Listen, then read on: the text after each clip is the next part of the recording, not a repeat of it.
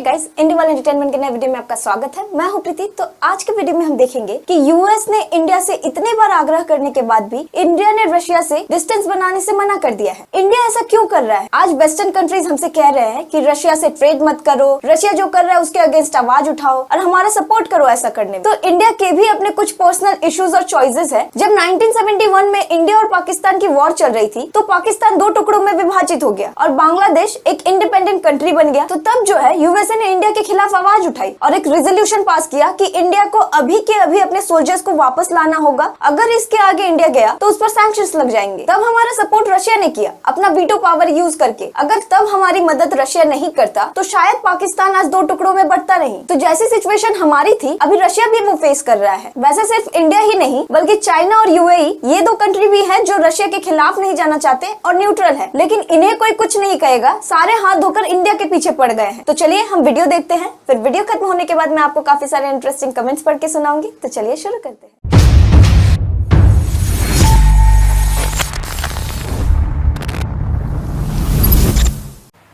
United state ने India को खुद को रशिया से दूर करने का रिक्वेस्ट किया। मॉस्को के आक्रमण की निंदा करने का ग्लोबल प्रेशर बढ़ रहा है, पर न्यू दिल्ली ने ऐसा करने से इनकार कर दिया। James Crabtree International Institute for Strategic Studies में एग्जीक्यूटिव डायरेक्टर हमें लाइव ज्वाइन करते हैं। मिस्टर क्रैबेट्री, यूएस का प्रेशर इंडिया पर है। आप बहस कर सकते हैं कि दिल्ली के कोर इंटरेस्ट वॉशिंगटन के कोर इंटरेस्ट से मेल नहीं खाते और न ही हो सकते हैं। इसे अप्रिशिएट करना एक डेंजरस फेलियर है।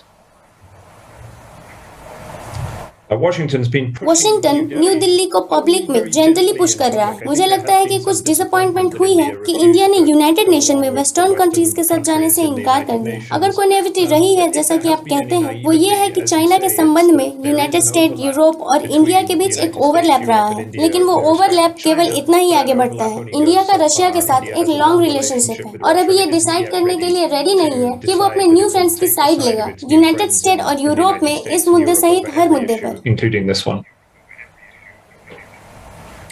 वेल जेम्स, बैलेंसिंग एक्ट के बावजूद अगर यूक्रेन में ये संघर्ष लंबा खींचा जाता है, अगर ये शायद ग्लोबली एक बाइपोलर जियोपॉलिटिकल सिचुएशन क्रिएट करता है, तो उस सिनेरियो में इंडिया के फॉरेन पॉलिसी की कड़ी परीक्षा होने वाली है। क्या ये एक ऐसी प्रॉब्लम बनने जा रही है जिसे नरेंद्र मोदी जी बस एक और दिन के लिए सॉल्व करने के लिए छोड़ सकते हैं?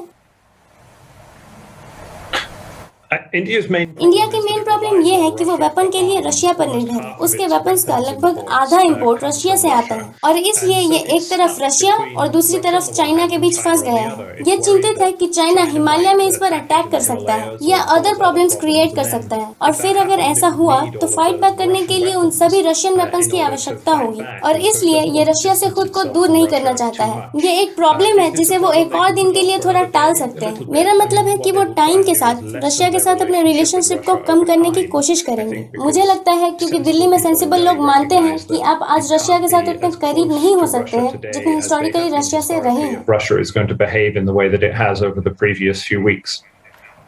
Mr Crabtree, of course problem ये है कि इंडिया अगर चाइना को बैलेंस या नियंत्रित करना चाहता है तो उसे सिर्फ वेपन की जरूरत नहीं है, इसे वॉशिंगटन के सपोर्ट की भी जरूरत है। हमने लगभग 1.5 घंटे में कोर्ट मीटिंग शुरू कर दी। यूक्रेन में क्या हो रहा है इस पर एक यूनाइटेड फ्रंट के साथ आने की कोशिश कर रहे हैं। इस कोर्ट मीटिंग को देखते हुए क्या आप इंडिया पर इनफ प्रेशर देख रहे हैं इससे निकलने वाले किसी भी महत्वपूर्ण प्रकार के स्टेटमेंट के लिए? On India for any substantial kind of statement coming out of this? I think मुझे लगता है कि शायद उस तरह का नहीं है जैसे यूनाइटेड स्टेट, ऑस्ट्रेलिया और जापान अन्य क्वाड मेंबर्स देखना चाहेंगे। लेकिन आज जो रिपोर्टिंग ने सजेस्ट किया है कि इंडिया उनमें से एक था जो इस क्वाड मीटिंग के लिए पुश कर रहा था और इसलिए यहाँ खेलने के वाइडर इश्यूज हैं। और ये सिर्फ यूक्रेन नहीं है, ताइवान में भी कुछ हो सकता है क्योंकि यूक्रेन क्राइसिस सामने आ रहा है। इसलिए मुझे लगता है कि आप देखने जा रहे हैं क्वाड कंट्रीज यूरोपियन कंट्रीज के बीच काफी ओवरलैप है, लेकिन हर स्थिति में नहीं है। between the Quad countries, the European countries, but not in every position, and I think that's just. मुझे लगता है कि ये कुछ ऐसा है जिसके साथ रहना हर किसी को सीखना होगा। Well, at the same time, well at the same time James, defence supply और इंडिया और रशिया के बीच रिलेशन, जिसको आपने वेपन सप्लाईज के पहले मेंशन किया था, और ये भारत के लिए भी मायने रखता है। लेकिन यूक्रेन में रहने वाले 12,000 भारतीय नागरिकों के लिए ऐसा होना चाहिए कि उन्हें वहां से जल्द निकाला जाना चाहिए। हम जानते हैं कि प्राइम मिनिस्टर ने ऑफिशियल्स के साथ उन्हें निकालने के बारे में कई मीटिंग्स की है। उन्होंने उत्तर प्रदेश के इलेक्शन रैली के एक रैली में ये भी कहा है, मैं उन्हें यहाँ रेफरेंस देने जा रहा हूँ कि कंट्री यूक्रेन से सिटीजन्स को निकालने के लिए सक्षम है, क्योंकि वर्ल्ड में भारत की बढ़ती ताकत एक प्रकार का बो स्टॉर्म है। इन इम्पोर्टेंट स्टेट इलेक्शंस के दौरान आने वाले उस स्टेटमेंट में हमें क्या पढ़ना चाहिए? kind of a bow storm. What should we read into that statement, coming as it does during these important state elections? There are two things going on. India में दो चीजें चल रही हैं। जैसा कि सभी कंट्रीज को अपने सिटीजन्स की चिंता है और इसलिए ये इंडियन अटेंशन का अत्यधिक ध्यान केंद्रित कर रहा है। कुछ दिन पहले एक इंडियन को मार दिया गया था और जैसा कि आपने कहा कि हजारों इंडियंस को निकालने की आवश्यकता है, लेकिन यहाँ सिद्धांत का एक बड़ा इशू है, जो ये है कि अगर आप एक अमेरिकन और जर्मन है या जापान या ऑस्ट्रेलिया से कोई व्यक्ति है, तो आप यूक्रेन क्राइसिस में देखते हैं जिस तरह से दुनिया को करेंटली ऑर्गेनाइज किया गया है, जिसे यूएस द्वारा बैकअप दिया गया है। एक्चुअली में इंडिया को कोई ऐतराज नहीं है कि वो बदल गया है। ये एक ऐसी दुनिया के एक शिफ्ट के बारे में बहुत परेशान नहीं है जो यूनाइटेड स्टेट द्वारा डोमिनेटेड है, जो मल्टीपोलर है, जिसमें कई बड़ी पावर्स का प्लेस है। तो ये इंडिया की स्थिति में टेंशन है।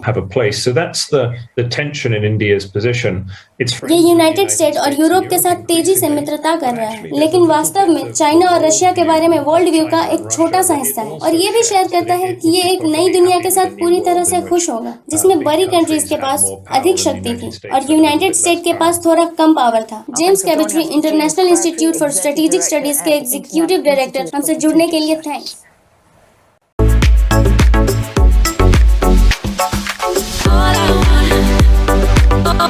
तो पहला कमेंट है अभिजीत रॉय। इन्होंने लिखा है, लेट्स बी क्लियर कि इंडिया हमेशा खुद के इंटरेस्ट पे फोकस करेगा and it's view will always be independent. फिर नेक्स्ट कमेंट है पीके। इन्होंने लिखा है, हम एक सोवरेन कंट्री हैं और हमें किसी भी साइड या न्यूट्रल रहने का पूरा अधिकार है। कोई भी दूसरी कंट्री इंक्लूडिंग यूएसए इंडिया को उनके स्टेप्स फॉलो करने के लिए नहीं कह सकता। वेल, ये सिर्फ कह नहीं रहे हैं, ये प्रेशराइज कर रहे हैं कि अगर हमने उनसे ट्रेड किया या हमने अगर उनका सपोर्ट किया तो वो हम पे सैंक्शंस लगा देंगे। और ये पहली बार तो नहीं कि जब यूएसए ऐसा कर रहा है। अगर कोई भी उनके हिसाब से गलत है तो वो चाहते हैं कि हम भी उनको गलत माने और वही करें जो वो कर रहे हैं, क्योंकि इन्हें इन क्लाउन्स के साथ डील नहीं करना पड़ता है, हमें करना पड़ता है। तो हमें पता है ये कैसा होता है। अब आप ही बताइए, दो कंट्रीज में वॉर चल रहा है, मासूम सिटीजन्स की जाने जा रही है और यूक्रेन के प्रेसिडेंट को फोटोशूट करवाना ज्यादा इंपॉर्टेंट लगा। पता नहीं कौन सा मैसेज देना चाहते हैं अपने फोटोशूट से। आग लगी बस्ती में, मैं अपनी मस्ती में। और यूएसए और यूरोप को इन पर दया आ रही है। जेलेंस्की ने अनाउंस किया था कि 18 से 60 ईयर तक के मेन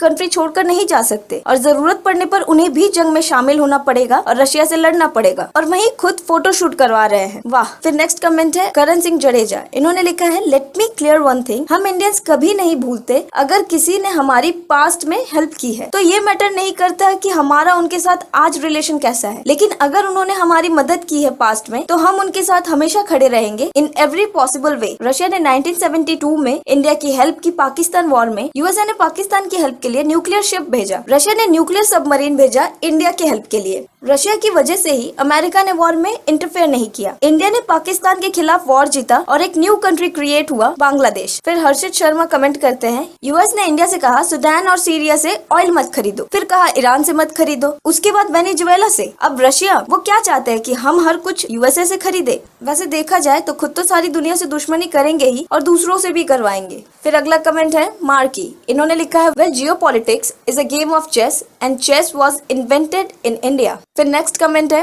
ABCDEF। तो इन्होंने लिखा है, लगा लो दम जितना लगा सकते हो, इंडिया ने किया है और आगे भी वही करेगा जो उनके इंटरेस्ट में है। इंडिया इतना स्ट्रॉन्ग तो है कि अब उनको किसी की जरूरत नहीं जो उन्हें फॉरेन पॉलिसी पर ज्ञान दे। फिर अमित रावत लिखते हैं, इंडियंस को परेशानी क्यों नहीं हो रही है, क्योंकि जब हम पे टेरर अटैक हो रहे थे, जब बॉम्ब ब्लास्ट और टेरर अटैक से हमारे सिटीजन्स की जाने जा रही थी, तो हमारे लिए किसी को परेशानी नहीं हुई। अब हमने प्रायोरिटी देने के लिए किसी के साइड को चूज ना करने का फैसला किया है। फिर नेक्स्ट कमेंट है द स्कूल किड। इन्होंने लिखा है यूएस ने इंडिया से पूछा कि आप किस साइड में हैं, क्लियर करें। So we are on our side, this must be loud and clear to US and western countries. हम इंडिपेंडेंट पॉलिसी चलाते हैं, हमें परवाह नहीं कि यूएस क्या सोचता है। ये वही यूएस है जिसने कोविड पेंडेमिक के समय रॉ मटेरियल्स ब्लॉक कर दिए, जिसके कारण काफी इंडियंस मारे गए। A quote is very right, to be an enemy of America can be dangerous but to be a friend is fatal. America का एनिमी होना डेंजरस हो सकता है, पर एक फ्रेंड होना कहाँ तक। वेल, देखा जाए तो दोनों कंट्री के बीच लड़ाई लगवाने का कुछ क्रेडिट यूएसए को भी जाता है, और अब ऐसा बन रहा है जैसे इसे परवाह है। वॉर शुरू ही नहीं होता अगर यूएस यूक्रेन को नाटो ज्वाइन करने के लिए उकसाता नहीं। तो आज का वीडियो मैं यहाँ पे खत्म करूंगी और मिलूंगी आपसे नेक्स्ट वीडियो में। Till then, good bye.